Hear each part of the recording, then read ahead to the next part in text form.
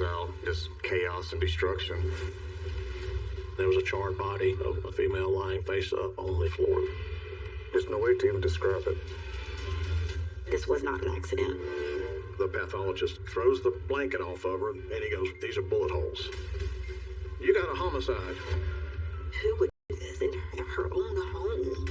You've got a monster who took her life and set her on fire. She goes, "Oh my God, he did it." When I lived together with I thought we'd be dealing with a serial killer. It's just unfathomable that he was sharing the same oxygen as everyone else. The person on the other end of the phone says he could not have committed the crimes that y'all are looking at.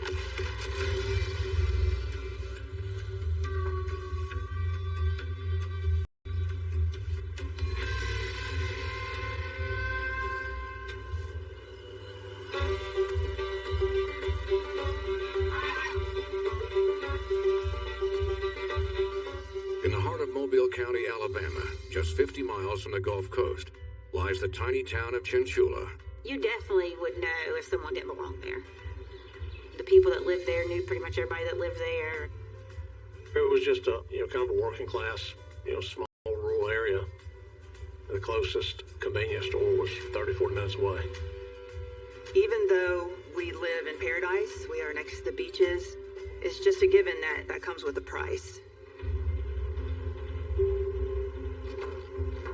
Hurricanes are just a part of our culture. We prepare for it every season. Sometimes there's an evacuation plan. People, they panic. So law enforcement has to deal with the chaos of that.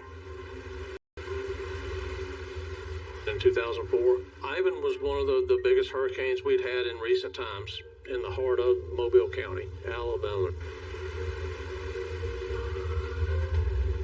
And this hurricane brought a lot of devastation. The power was out for an extended period of time.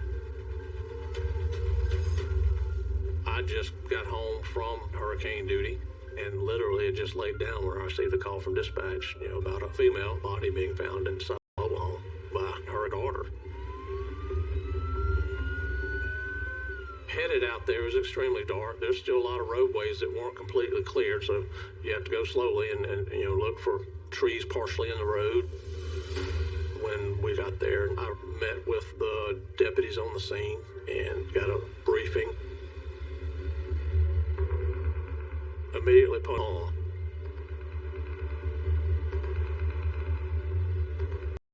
As you got closer to the bedroom, you could tell, there was more intense fire in that area. And then looking into the bathroom, that was clearly the source of the fire. And there was a charred body, hard to identify. Female lying face up on the floor. I'm thinking she had a Coleman lantern or something like that. It knocked over, caught on fire. It was an accident. That was just first impression. But the coroner got there and we moved the body. That's when you could smell the gasoline. The fire marshal, he's got test kits, which he tested, and yes, it was gasoline. Then he said the fire originated right here, which was right between her legs. It was right there. That's where the most intense heat was. It actually burned through the floor. There did not appear to be any clothing, because usually when there's a burned body, you still see remnants of clothing. The bathtub was full of water, which is what people do during a hurricane, because a lot of times water service is interrupted. But it was clear there was a really dark red tone to the water, as if there were blood, and then some of her clothing was in the tub. At that point, it made us believe that there had, been foul play, and someone had set her on fire.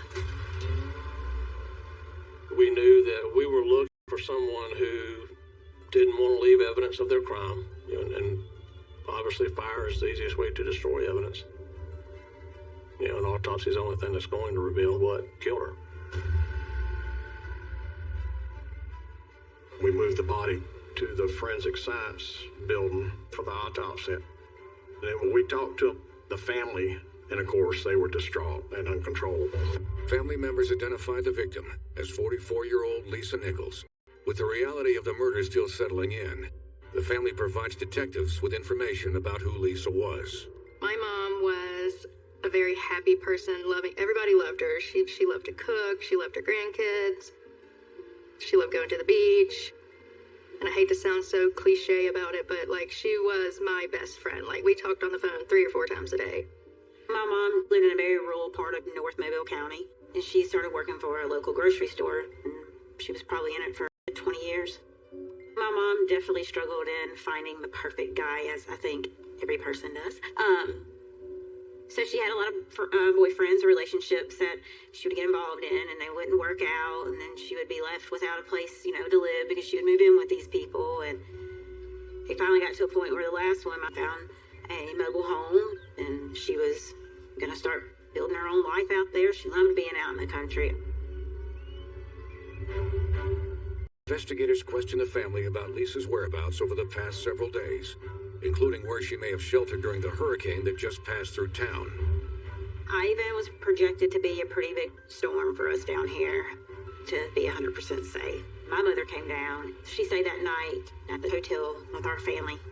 We sheltered at a hotel for 2 days. All the power was out. I mean, just chaos and destruction. The day after the hurricane, I was at home cleaning up, and I tried to convince my mom to stay because we had power. She didn't have power, but she wanted to go home. So she went back to her place. I know when she got home, she had checked in. The next morning, we tried to call her a couple of times. She didn't always get great cell phone signal up there. And then with the power being out and all that stuff, that was our first thought. Oh, she's just not getting our calls, or she's busy. At first, we didn't have that much concern. It wasn't until later in the evening when we had touched base with my sister and then my aunt and all realized none of us had talked to her. My mother probably lived, it's probably about an hour or so away from us. We were like, okay, something like, we need to go check on her. I remember, we brought flashlights because we knew there was going to be no power. One of the first things that I noticed when we opened the door, smoke just took us over. The smell of smoke and soot. I just was like, where is she? And at that moment, I think Todd took the lead. I'm glad they did not see anything. It's probably the worst day of my life.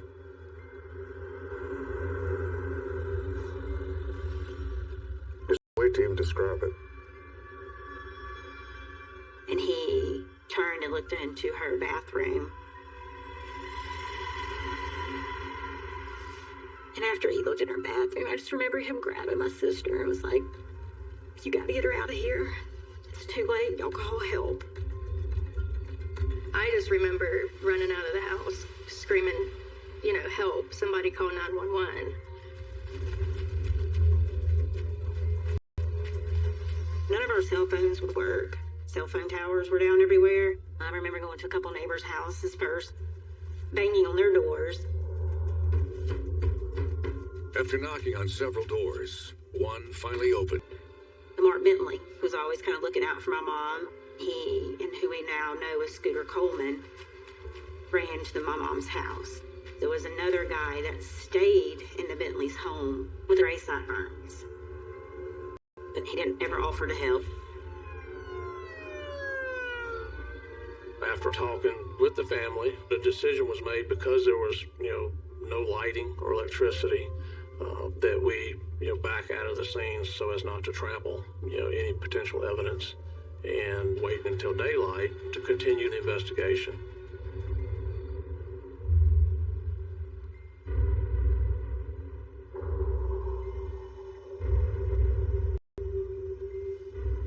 I think it was about 5:30, 6 o'clock that morning, the coroner came in and found what he thought were stab wounds in the head. That was his first reaction, said this girl's been stabbed in the head. The pathologist corrected himself and he goes, wait a minute, these are bullet holes. You got a homicide for sure. There's not one single person in her life that would do that to her. Not one. We couldn't believe that it would be someone that she knew. There is a report of attempted robbery and a man running through somebody's house. So we shoot up there.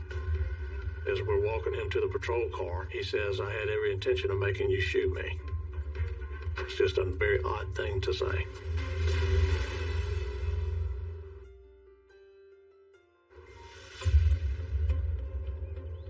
Hours into the investigation of Lisa Nichols' death, the Mobile County, Alabama Coroner's Office has determined this was a homicide, based on bullet wounds found in her skull. Detective Birch called, and I'll never forget what he said, honestly. He said that this was not an accident.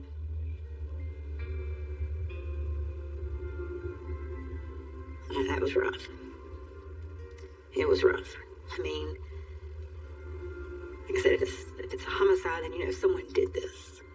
It's like, who would do this and have her own home? Like, it was just hard. It was a hard day.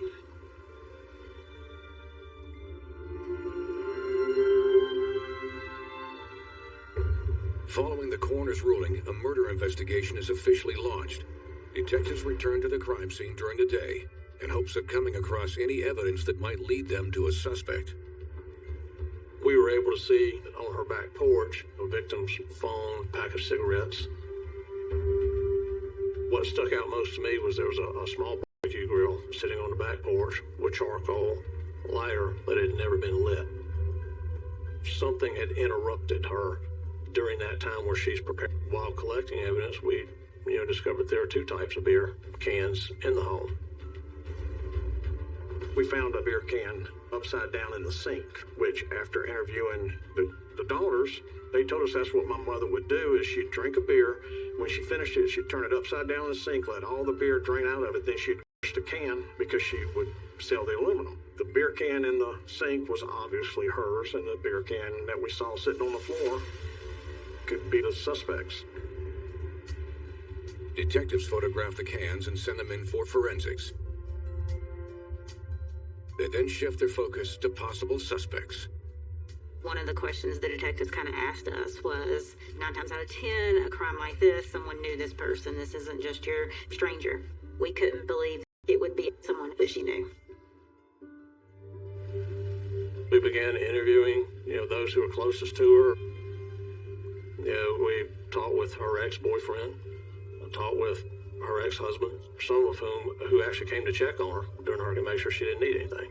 So she even, maintained a good relationship with her exes, because she was just that kind of a person. All of the potential persons of interest provide detectives with a detailed alibi. They were completely cleared of any involvement. They had solid alibis, and you could tell clearly were devastated at Lisa's death.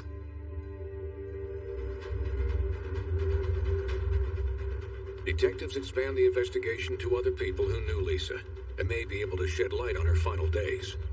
This includes Mark Bentley, the neighbor her family ran to for help the night they discovered her body. It comes time you just kind of pick up, when someone is genuine. And Mark was clearly shaken, by this case. He was devastated that something like that could happen right next door to him. We asked him about who all was here last night, and he said Scooter, and also a guy that works for me named John Paul Chapman. Mark was in the construction business. They were his off-and-on employees who lived with the Bentleys. Then detectives speak with Mark Bentley's house guest, Scooter Coleman. He tells them about a strange event that occurred the night Hurricane Ivan hit. He said the day before the hurricane, Mark was packing up to take his family to safety, offered John and Scooter to go with him. And they said, "No, I'll stay here. I'll take care of the place and make sure everything's fine while y'all gone." Mark Bentley confirmed that he and his family left for Birmingham and got a motel room. Scooter, he told us that the night of the hurricane, he wanted some flashlights and batteries, for radios and flashlights. While searching for it in the Bentley's bedroom, he claimed to be looking for a radio, but had a small pistol. Scooter tells the detectives he doesn't know where John Chapman went after that, but he later found Mark's gun back in the closet. Scooter come walking with us with the gun in his hand for potential evidence. The Bentleys also had given us a bag of Chapman's clothing, and some of it was bloodstained. To detectives, the story about the gun and the bloody clothing make John Chapman a primary suspect. We told Mark Bentley we needed to find John Paul Chapman. I said, where is he? He left. Don't know where he went, but I'm sure he'll be back. I said, okay, we need to talk to him. So me and Paul sat on the sofa all night long. While we waited, Mark was able to tell us that John worked for him a couple of years previous, working another hurricane, doing debris cleanup and rebuilding. John was on the road, didn't have a place to stay, so Mark, being the type of person he was, he said, well, I've got plenty of room at my house. You can come stay at my house until you can get on your feet. John went up there, moved in with them, and became friends with them. They became hunting buddies and fishing buddies and worked. By the next morning, there was no signs of Chapman. We had to give up. We went back to the office. We had run a criminal history on him, and he had an active warrant out of Douglasville, Georgia, for failure to show up in court. The search for Chapman is coming up empty, but then Detective McRae receives a phone call promising to change that. All of a sudden, John Chapman, he called, said, hey, nonchalant, hey, what do you need? I'll come down and talk to y'all. He said, it'll be a couple hours before I can get there, and I'm waiting. Of course, he never showed up. Obviously, that was a flag going up. He was acting pretty guilty, and I needed to find him. I needed to know more about this guy.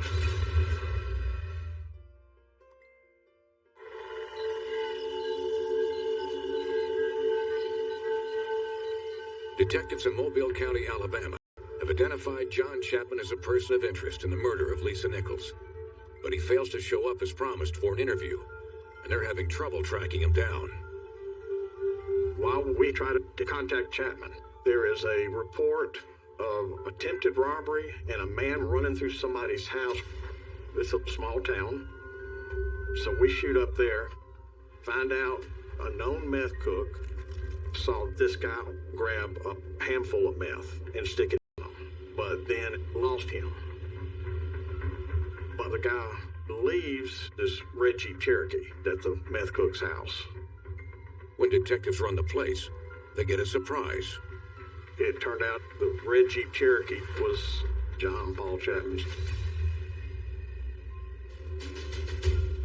And so we're able to seize it and have it towed. The next morning, I got a call from an unknown number, and it was Chapman.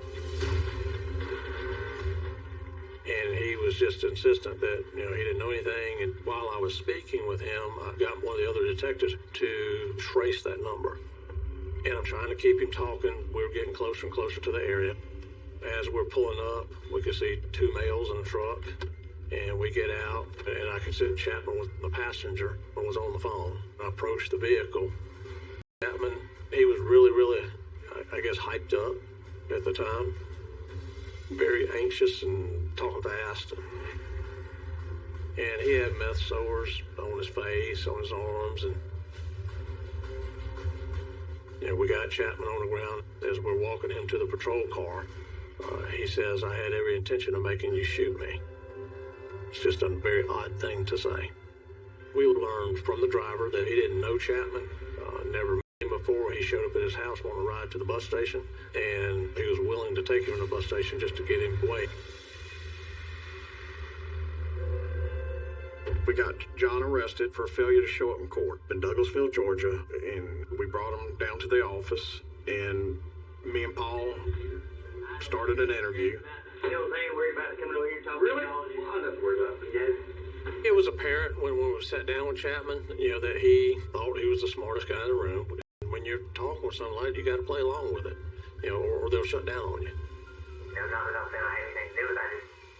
And just as before, I'm not going to push it. I'm going to ask. But slowly and patiently, the detectives turn the conversation to the night that Hurricane Ivan hit, and what they believe might have happened at Lisa Nichols' trailer. At first, Chapman wouldn't talk to us and denied ever being over there. And then, we began throwing hints that he was seen over there. And so he bit that a little bit. and said, well, I went over to the back porch, but never went inside. The lady there, referring to Lisa, engaged him in conversation and invited him over. And I wasn't scoping the way down to come back. Right. And I told her, I said, I'm so sorry. And I was telling her, I said, I don't know what to do. I said, I'm sorry, I f***ed up. He'd tell us one story, and then he gave us the story that he went over there at Lisa, and that she wanted to buy some crystal meth. And so he went and got some and brought it back to her, and they did crystal meth and had sex. I gave her 20 grams of crystal meth. Then he said, then she OD'd and died. So he got scared, and he said, oh no, they're going to blame me for killing her since I bought the crystal meth. So I went and got a gun and I shot her. So it looked like she didn't die from the crystal meth. Then he said he thought about it, and he went back and got gasoline later and came back over there and poured it all over, poured a trail outside the door and lit it and closed the door.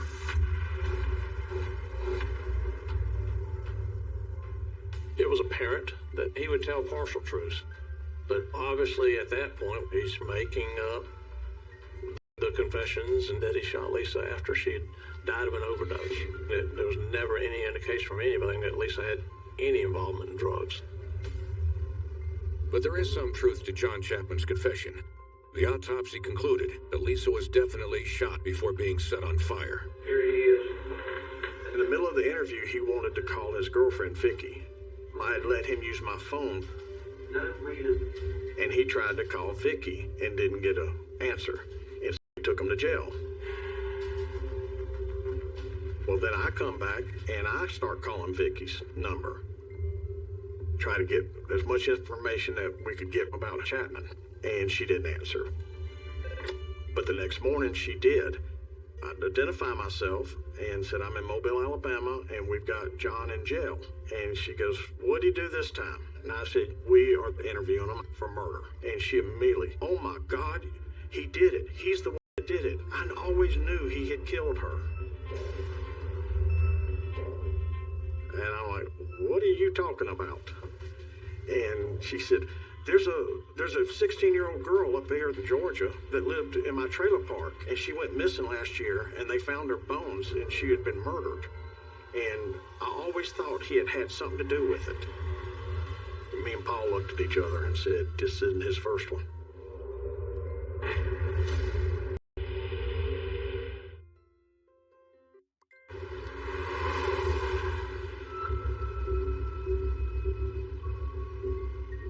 Alabama authorities have just learned that the man they have in custody for the murder of Lisa Nichols may have also committed another murder 6 months earlier and 400 miles away in this found a month after she went missing in March 2004. She'd been beaten, raped, and her neck was broken. The case was still unsolved. This girlfriend said that the day before the body was discovered, John Chapman came home, was scratched up, had dirty clothes, and immediately took his clothes off, put them in the washing machine, which he never did, and took a shower. She was alleging that she suspected that her boyfriend killed, the juvenile that lived in that trailer park. Hang up from her, I called Douglasville, Georgia, and confirmed the murder they had worked up there of the 16-year-old girl. It became evident that Lisa's murder wasn't his first time. And, I thought we'd be dealing with a serial killer. I was devastated that something like that could happen, but we would not speak with him about other crimes until he told us the truth about Lisa Nichols. Detectives worry that Chapman's rambling statements in his interrogation won't be enough to ensure a conviction for killing Lisa. So they came up with a plan to coax more details out of him. The next day, we made the decision to just kind of play a bluff and see what happened. We did obviously fingerprint the beer cans from the crime scene, but there was nothing there to really get. But I went downstairs and got our crime scene unit to take some of my prints and put them on a little 3x5 card like we would normally do when you print a scene. And so when he kept saying, no, I didn't go in, and well, I just went in the kitchen to throw my beer can away, I said, well, John, you have another can that is in the master bedroom with your prints on it, and laid down that print card. And you could see his expression change. That's when he kind of, all right, guys, you got me. I know all the stuff I told you yesterday didn't work. This is how I did it. He told us when he first went over there, she wouldn't let him inside. I started talking to her about my girlfriend and stuff. I made a phone call trying to locate Vicky. Could not got a hold of her. I had started trying. She's like, you must really love her. I said, yeah. I do. And she's there. She's super nice. She was. This boy could cry at any minute he wanted to. I mean, he could turn on the tears. And he just did that to talk his way into the mobile home. Dinner that talked, then she would show me to the house. So once he got her inside, that was it. He said, I went over there to rape her, and she fought like a wild cat, so I killed the bitch.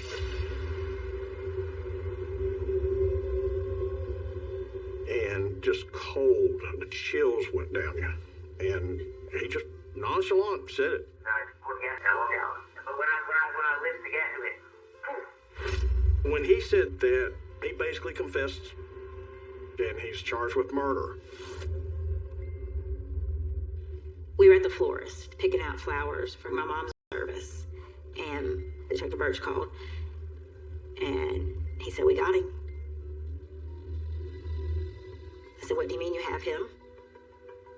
He says, we have him. I said, how sure are you? And he was like, I'm 99.9% sure.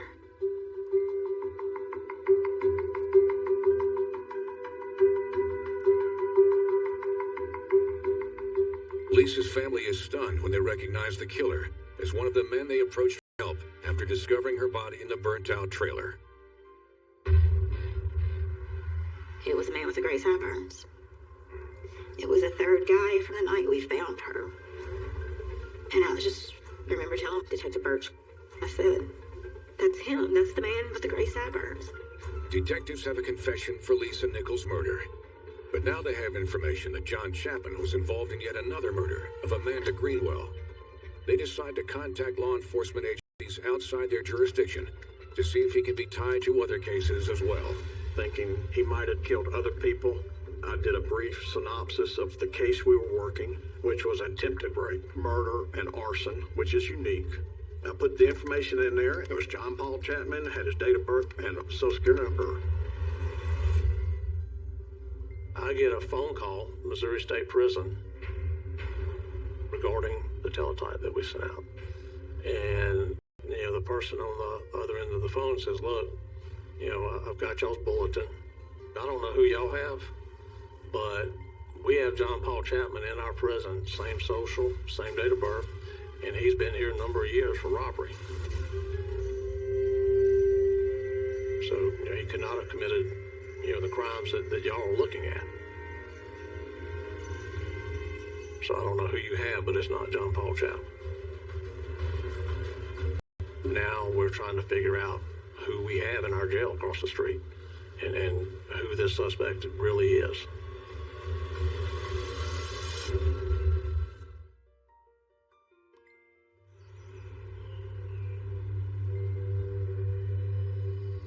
Mobile County, Alabama investigators are stunned to learn that the man they charged with the murder of Lisa Nichols is not who he claims to be, and the real John Chapman is behind bars in Missouri. I went and called his girlfriend, Vicky. She knew him only by Chapman, and questioned her some more about his family, and she said she had met his mother, her name Miami, Oklahoma, little small town, and I get this young new detective, and I said, we're looking to try to identify this person, and said his mother's Jenny Beard. Does that name ring a bell? He goes, tell me you got Jeremy Jones in custody. We want him for rape in Oklahoma. We've been looking for him for a while. Within 5 minutes, he had faxed us a picture of him, and it was Jeremy. Jeremy Bryant Jones.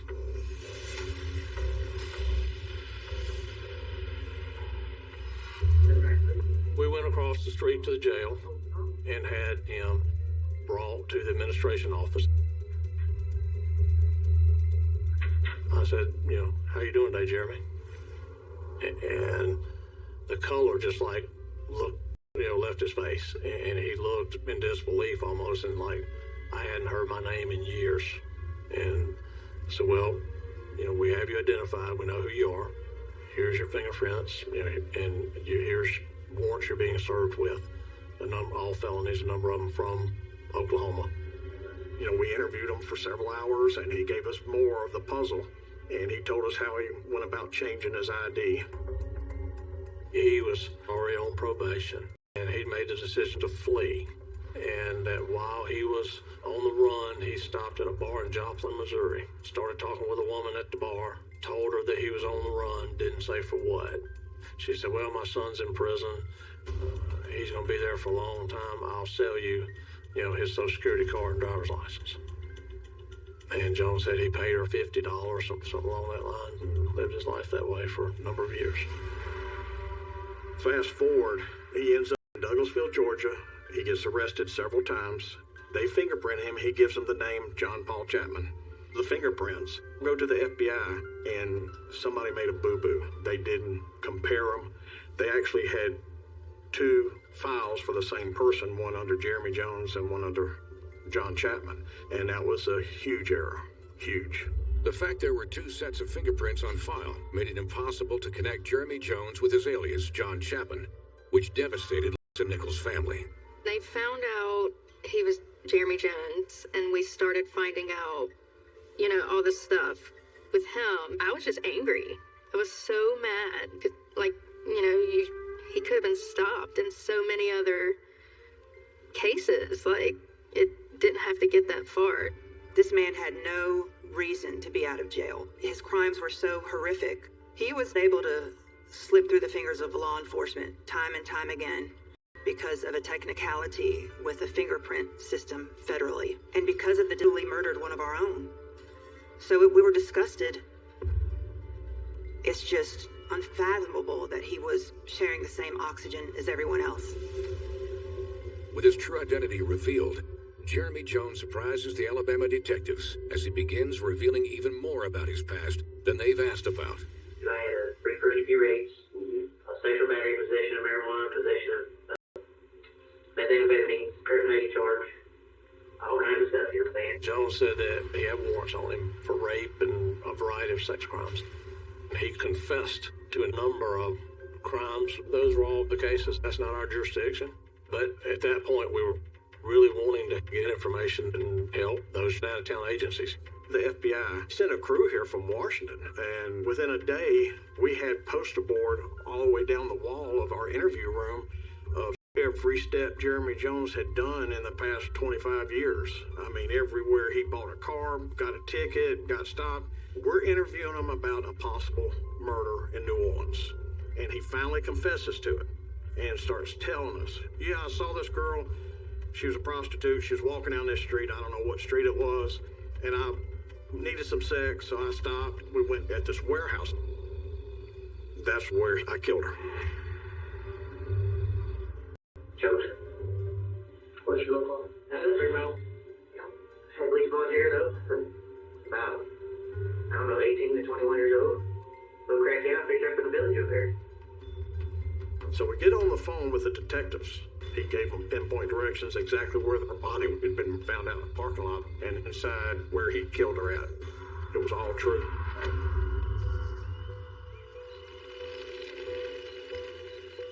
Jeremy Jones has implicated himself in at least 2 unsolved murder cases. Amanda Greenwell in Douglasville, Georgia, and now Catherine Collins in New Orleans. Meanwhile, prosecutors prepare for a trial in Lisa Nichols' case, confident of the solid evidence they have against Jones. It includes the murder weapon and a bag of Jones' clothing handed over to police by Lisa's neighbor. The .25 caliber pistol was sent to the lab, tested, and then the bullets came back to be the same. So we could definitively say that's the gun that killed Lisa. We did DNA testing on the clothing evidence, and I found positive presumptive results on one item that matched Lisa Nichols. And that's indisputable. There's no logical explanation why Lisa Marie Nichols' DNA would be on Jeremy Brian Jones' clothing, unless he killed her. Jones unexpectedly adds to that evidence and to his confession with a surprise move from jail. Oklahoma. You doing something with me? I mean, you killed my neighbor, man. I mean, and then let me go in there and see it. You know, I mean, I won't ever get over it.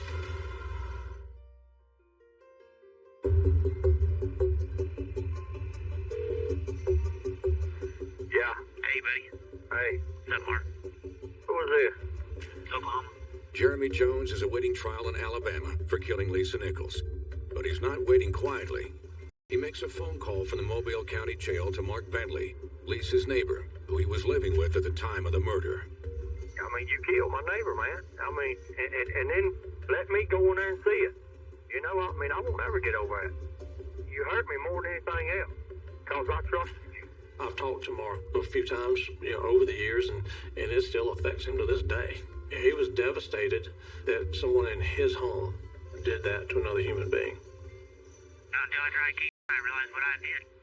Yeah. When you can't stop what you're doing, you're thinking, God, I'm out of control. Just wish you wouldn't have done it, man. Me too. Jones made admissions to Mark on a recorded line, knowing he's being recorded. You know, that was a pretty crucial piece of evidence. He basically confessed on the phone to Mark that he had done it all, which was just icing on the cake. Obviously, there's a lot of preparation that goes into a trial, especially a capital murder trial. We had to make sure we stayed focused on Lisa Nichols, you know, and not these cases outside of this jurisdiction. Mark Bentley was a really crucial witness during the trial. Jones confessed to Mark over the phone, and Mark had to validate that phone call, and that was huge in the trial.